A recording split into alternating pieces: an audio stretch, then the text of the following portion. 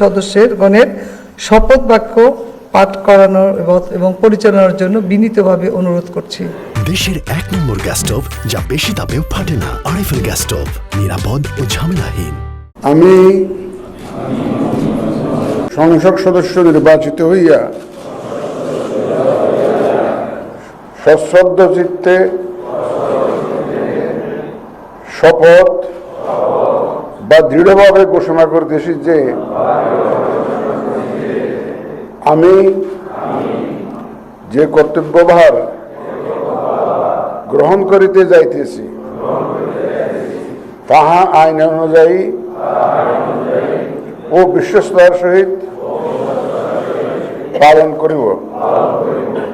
আমি বাংলাদেশের প্রতি অকৃত্রিম বিশ্বাস ও আনুগত্য পোষণ করিব এবং সংসদ সদস্যরূপে আমার কর্তব্য পালনকে ব্যক্তিগত স্বার্থের দ্বারা প্রভাবিত হইতে দিব না। ধন্যবাদ। আমরা দ্বিতীয় শপথ শেষ শুরু করছি।